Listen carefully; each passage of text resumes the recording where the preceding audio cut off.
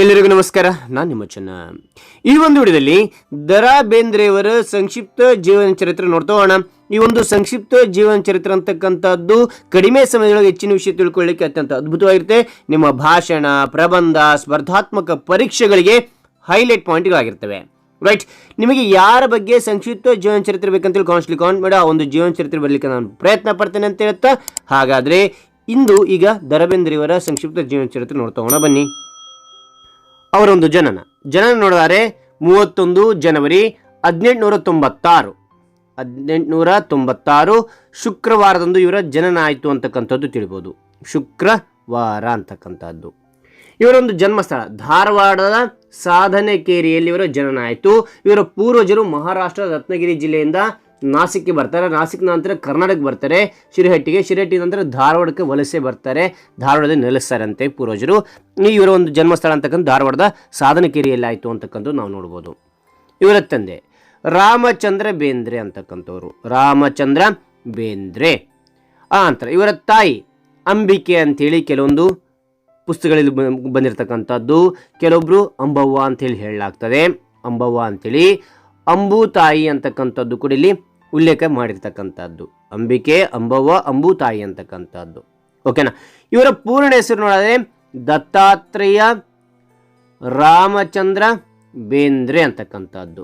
Dattatreya Ramachandra Bendre. The ಅಂದ್ರಿಗಿನ Dattatreya, ರಾ ಅಂತಂದ್ರಿಗಿನ ರಾಮಚಂದ್ರ, ಬೇ ಅಂತ ಬೇಂದ್ರೆ ಅಂತಕ್ಕಂಥದ್ದು, ದ.ರಾ ಬೇಂದ್ರೆ ಅಂತಕ್ಕಂಥದ್ದು ಇಲ್ಲಿ ಸಣ್ಣ ಇದನ್ನ ವಿವರಣೆ ಕೊಟ್ಟಾಗ ದತ್ತಾತ್ರೇಯ ರಾಮಚಂದ್ರ ಬೇಂದ್ರೆ ಅಂತಕ್ಕಂಥದ್ದು ಪೂರ್ಣ ಆಗಿರ್ತಕ್ಕಂಥದ್ದು. ಓಕೆ, ಇವರೊಂದು ಸಂಗಾತಿ ಪತ್ನಿ ಹೆಸರು ಲಕ್ಷ್ಮೀಬಾಯಿ ಅಂತಕ್ಕಂಥವ್ರು. ಮಕ್ಕಳು ನೋಡಿದರೆ ವಾಮನ ಬೇಂದ್ರೆಯವರು, ಪಾಂಡುರಂಗ ಬೇಂದ್ರೆ ಅಂತಕ್ಕಂಥವ್ರು, ಅದ ನಂತರ ಶ್ರೀಮತಿ ಮಂಗಳ ಮಗಳು. ಇಬ್ಬರು ಗಂಡು ಮಕ್ಕಳು, ಒಬ್ಬ ಹೆಣ್ಣುಮಗಳು ಇವರಿಗೆ, ಶ್ರೀಮತಿ ಮಂಗಳವರು. ಸಹೋದರರು ಇವರನ್ನು ಕಲಿಸಿ ಮೂವರಿದ್ದರಂತೆ ಸಹೋದರರು ಇವರು, ದ.ರಾ ಬೇಂದ್ರೆಯವರು. ಓಕೆನಾ.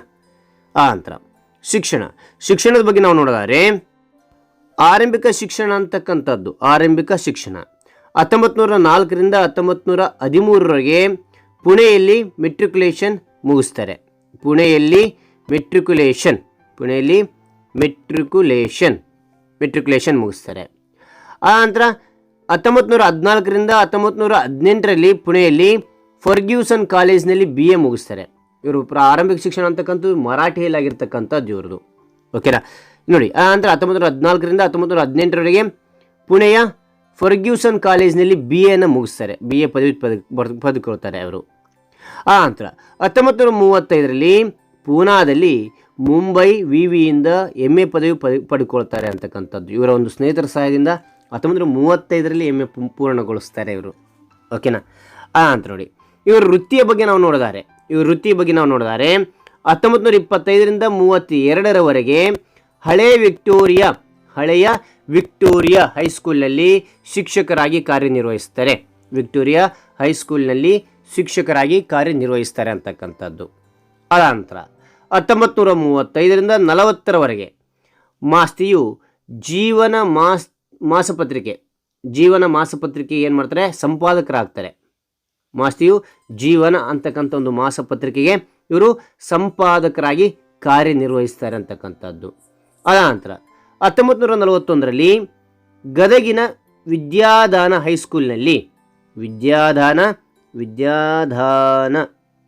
ಹೈಸ್ಕೂಲ್ನಲ್ಲಿ ಮುಖ್ಯ ಗುರುಗಳಾಗಿ ಕಾರ್ಯನಿರ್ವಹಿಸ್ತಾರೆ ಇವರು. ಮುಖ್ಯೋಪಾಧ್ಯಾಯರು ಅಥವಾ ಮುಖ್ಯ ಗುರುಗಳಾಗಿ ಕಾರ್ಯನಿರ್ವಹಿಸ್ತಾರೆ. ನಂತರ 1942ರಲ್ಲಿ ಹುಬ್ಬಳ್ಳಿಯ ನ್ಯೂ ಇಂಗ್ಲಿಷ್ ಸ್ಕೂಲ್ನಲ್ಲಿ ಶಿಕ್ಷಕರಾಗ್ತಾರೆ. 1942ರಲ್ಲಿ ಹುಬ್ಬಳ್ಳಿಯ ನ್ಯೂ ಇಂಗ್ಲಿಷ್ ಸ್ಕೂಲ್ನಲ್ಲಿ ಶಿಕ್ಷಕರಾಗಿ ಕಾರ್ಯನಿರ್ವಹಿಸ್ತಾರೆ ಅಂತಕ್ಕಂಥದ್ದು.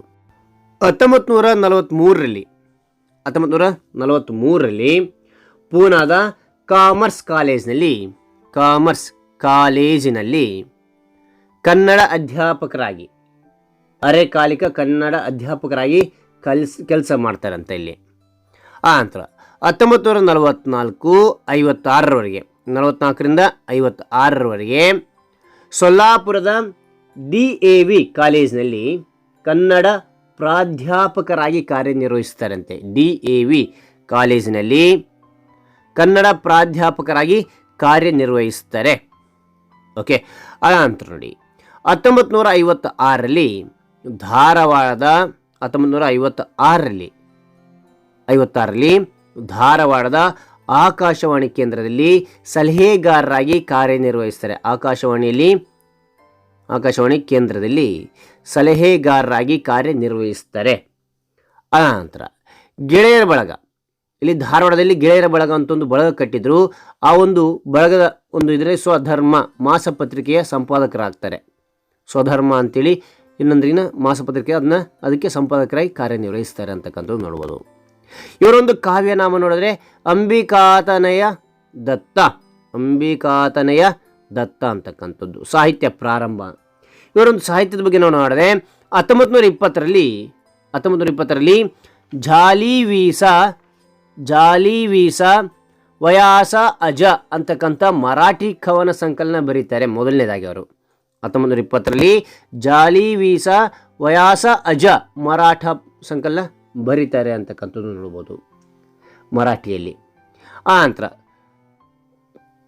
ತೊತ್ತಿನ ಚೀಲ, ರುದ್ರವೀಣೆ, ಕ್ರಾಂತಿಕಾರಿ ಕವನಗಳು ಬರೀತಾರೆ. ಅವ ಸ್ವತಂತ್ರ ಸಂಗ್ರಾಮದೊಳಗೆ ಸ್ವತಂತ್ರ ಬೇಕು ಅನ್ನೋ ರೀತಿಯಲ್ಲಿ ಬರೀತಾರೆ. ಆದಕ್ಕನ್ನು ಬ್ರಿಟಿಷರನ್ನು ನೋಡಿ ಜೈಲಿಗೆ ಹಾಕ್ತಾರೆ ಅಂತೆ ಇವ್ರನ್ನ. ದ ರಾ ಬೇಂದ್ರೆ ಜೈಲಿಗೆ ಹೋಗಿರ್ತಕ್ಕಂಥದ್ದು ತೊತ್ತಿನ ಚೀಲ ಮತ್ತು ರುದ್ರವೀಣೆ ಬರೆದಿರ್ತಕ್ಕಂಥಗೋಸ್ಕರವಾಗಿ. ಆನಂತರ 1922ರಲ್ಲಿ ಕೃಷ್ಣ ಕುಮಾರಿ ಕವನ ಸಂಕಲನ ರಚಿಸ್ತಾರೆ. ಇವರೊಂದು ಆಧ್ಯಾತ್ಮಿಕ ಗುರು ಯಾರಾದರೆ ಶ್ರೀಮಾತ ಅರವಿಂದರಾಗಿದ್ದಿರ್ತಕ್ಕಂಥದ್ದು. ಅರವಿಂದರೊಂದು ಮಾರ್ಗದರ್ಶನ ತೆಗೆದುಕೊಳ್ತಾರೆ. ಪ್ರಭಾವ ಬೀರಿದವರು ಇವ್ರ ಮೇಲೆ ಯಾರೆಲ್ಲ ಪ್ರಭಾವ ಬೀರಿದ್ರು ಅಂತ ನೋಡಿದಾಗ ಇಲ್ಲಿ ಹುಯಿಲಗೋಳ ನಾರಾಯಣರು ಸಾಹಿತ್ಯದ ಮೇಲೆ ಒಲವು ಬರ್ತದೆ. ಅವರು ಗುರುಗಳಾಗಿದ್ದರು. ಇವರು ಶಾಲೆಯ ಗುರುಗಳಾಗಿದ್ದರು.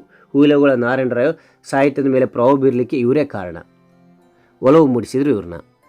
ಆ ನಂತರ ಮರಾಠಿ ಕವಿಗಳು ಕೂಡ ಇವ್ರ ಮೇಲೆ ಪ್ರಭಾವ ಬೀರ್ತಕ್ಕಂಥದ್ದು. ಕೇಶವಸುತ ಅಂತಕ್ಕಂಥವ್ರು, ಗೋವಿಂದಾಗ್ರಜರು ಇವರು ಮರಾಠಿ ಕವಿಗಳು. ಇವ್ರ ಮೇಲೆ ಪ್ರಭಾವ ಬೀರ್ತಕ್ಕಂಥದ್ದು. ಆನಂತರ ರವೀಂದ್ರನಾಥ್ ಠಾಗೂರ್ರು ಇವ್ರ ಮೇಲೆ ಪ್ರಭಾವ ಬೀರಿದ್ರು. ಮಹರ್ಷಿ ಅರವಿಂದರು ಇವ್ರ ಮೇಲೆ ಪ್ರಭಾವ ಬೀರಿದ್ರು. ಕಾಳಿದಾಸರು ಕೂಡ ಇವ್ರ ಮೇಲೆ ಪ್ರಭಾವ ಬೀರಿದ್ರು. ಇಂಗ್ಲಿಷ್ ಕವಿ ಜಾನ್ ಕೀಟ್ಸ್ ಅವರು ಇವರು ಪ್ರಭಾವ ಬೀರಿದ್ರು. ಖಲೀಲ್ ಗಿಬ್ರಾನ್ ಅಂತಕ್ಕಂಥವ್ರು ಇವ್ರ ಮೇಲೆ ಪ್ರಭಾವ ಬೀರ್ತಕ್ಕಂಥ ವ್ಯಕ್ತಿಗಳು ಅಂತಕ್ಕಂಥದ್ದು ನೋಡ್ಬೋದು. ಇನ್ನು ಅನೇಕರು ಬೆಳೆದರೆ ಪ್ರಮುಖರಲ್ಲಿ ನಂಬರ್ತಕ್ಕಂಥದ್ದು. ಸಾಹಿತ್ಯ ಚಳುವಳಿ ನವೋದಯ ಯುಗ ಅಂತಕ್ಕಂಥದ್ದು ನೋಡ್ತೇವೆ. ಇವ್ರದ್ದು ಕಾವ್ಯದಲ್ಲಿ ಏನು ಒಡಮೂಡ್ತೇವೆ, ಇವರ ಕಾವ್ಯದಲ್ಲಿ ಏನೆಲ್ಲ ಒಡಮೂಡ್ತದೆ ಅಂತ ನೋಡಿದಾಗ ಏನೆಲ್ಲ ಕಂಡು ಬರ್ತೀವಿ ಅಂತ ನೋಡಿದಾಗ ಉದಾರವಾದ ಕಂಡು ಬರ್ತೇವೆ, ವಿಚಾರವಾದ ಕಂಡು ಬರ್ತೇವೆ, ಆದರ್ಶವಾದ ಕಂಡು ಬರ್ತೇವೆ, ಪ್ರಕೃತಿ ಕಂಡು ಬರ್ತೇವೆ, ಆಧ್ಯಾತ್ಮ ಕಂಡು ಬರ್ತೇವೆ, ವೈಚಾರಿಕತೆ ಕಂಡು ಬರ್ತೇವೆ, ಮಾನವತಾವಾದ ಕಂಡು ಬರ್ತೇವೆ, ಪ್ರೇಮ ಇರ್ತದೆ, ಅದರೊಳಗೆ ದೇಶ ಪ್ರೇಮ ಇರ್ತದೆ, ಸಂಖ್ಯಾಯೋಗ ಅಂತಕ್ಕಂಥದ್ದು ಅವರೊಂದು ಕಾವ್ಯದಲ್ಲಿ ಒಡಮೂಡಿರ್ತಕ್ಕಂಥ ಕಾವ್ಯದಲ್ಲಿ ಕಂಡು ಬರ್ತಕ್ಕಂಥ ನಾವು ಓದಿದಾಗ ಇವೆಲ್ಲ ಕಂಡು ಬರ್ತೇವೆ ಅಂತಕ್ಕಂಥದ್ದು ನೋಡ್ಬೋದು. ಓಕೆ, ಆ ನಂತರ ನೋಡಿ ಇವರೊಂದು ಕಾವ್ಯಗಳು ನೋಡಿದರೆ ಕುರುಡು ಕಾಂಚನ, ನರಬಲಿ, ಅದಂತರ ತುತ್ತಿನ ಚೀಲ, ಅನ್ನಾವತಾರ ಇತರೆ ಇವರೊಂದು ಕಾವ್ಯಗಳಿರ್ತಕ್ಕಂಥದ್ದು. ಕವನ ಸಂಕಲನ ನೋಡಿದರೆ 1922ರಲ್ಲಿ ಕೃಷ್ಣ ಕುಮಾರಿ ಅಂತಕ್ಕಂಥದ್ದು, 1932ರಲ್ಲಿ ಗರಿ ಅಂತಕ್ಕಂಥದ್ದು, 1934ರಲ್ಲಿ ಮೂರ್ತಿ ಮತ್ತು ಕಾಮಕಸ್ತೂರಿ ಅಂತಕ್ಕಂಥದ್ದು, 1937ರಲ್ಲಿ ಸಖಿ ಗೀತ ಅಂತಕ್ಕಂಥದ್ದು, 1937ರಲ್ಲಿ ಸಖಿ ಗೀತ, 1938ರಲ್ಲಿ ಉಯ್ಯಾಲೆ ಅಂತಕ್ಕಂಥದ್ದು, 1943ರಲ್ಲಿ ಮೇಘದೂತ ಅಂತಕ್ಕಂಥದ್ದು, 1964ರಲ್ಲಿ ನಾಕು ತಂತಿ ಅಂತಕ್ಕಂಥದ್ದು. ಒಟ್ಟಾರೆಯಾಗಿ 26 ಕವನ ಸಂಕಲನಗಳು ನೋಡ್ತೇವೆ. ಓಕೆ, ಆ ನಂತರ ನಾಟಕಗಳು 14 ನೋಡ್ತೇವೆ. ಇರೋದು ಅನುವಾದ ಕೃತಿಗಳು 7 ಇರ್ತಕ್ಕಂಥದ್ದು. ವಿಮರ್ಶೆ ಗ್ರಂಥಗಳು ನೋಡಿದರೆ 1940ರಲ್ಲಿ ಸಾಹಿತ್ಯ ಸಂಶೋಧನೆ ಅಂತಕ್ಕಂಥದ್ದು, ಸಾಹಿತ್ಯ ಸಂಶೋಧನೆ ಅಂತಕ್ಕಂಥದ್ದು, 1945ರಲ್ಲಿ ವಿಚಾರ ಮಂಜರಿ, 1954ರಲ್ಲಿ ಕವಿ ಲಕ್ಷ್ಮೀಶನ ಜೈಮಿನಿ ಭಾರತಕ್ಕೆ ಮುನ್ನುಡಿ, ಇತರೆ 9 ವಿಮರ್ಶಾ ಗ್ರಂಥಗಳು ನಾವು ನೋಡುತ್ತೇವೆ. ಓಕೆನಾ, ಲಕ್ಷ್ಮೀಶನ ಜೈಮಿನಿ ಭಾರತ ಅಂತಕ್ಕಂಥದ್ದು, ಜೈಮಿನಿ ಭಾರತಕ್ಕೆ ಮುನ್ನುಡಿ ಇತರೆ ನೋಡ್ತೇವೆ. ಆ ನಂತರ ಅವರ ಸಮಗ್ರ ಕಾವ್ಯ ಔದುಂಬರ ಗಾಥೆ ಅಂತಕ್ಕಂಥದ್ದು.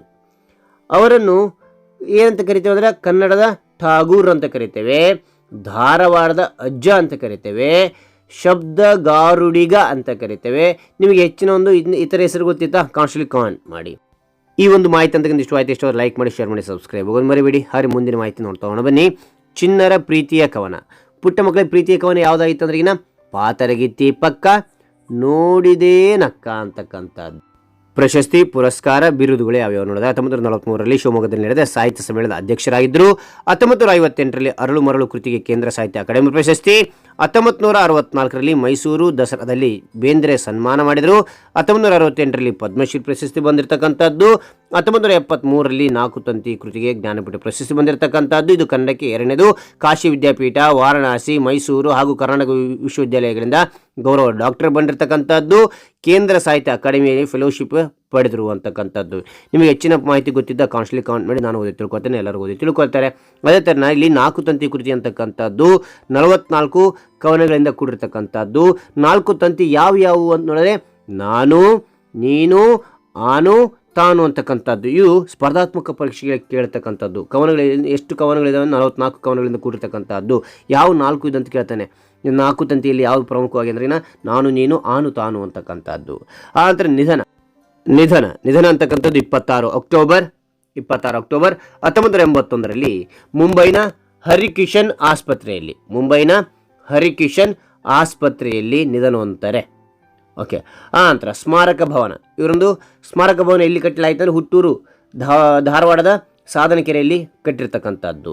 ಅವರ ಮನೆ ಇವಾಗ ಏನಾಗಿದೆ? ಪ್ರವಾಸಿ ತಾಣವಾಗಿರ್ತಕ್ಕಂಥದ್ದು. ಒಟ್ಟು ವಯಸ್ಸು ಎಷ್ಟು ನಿಧನ ಆದಾಗ 85 ವರ್ಷ ವಯಸ್ಸಾಗಿತ್ತು ಅಂತಕ್ಕಂಥ ನೋಡ್ಬೋದು.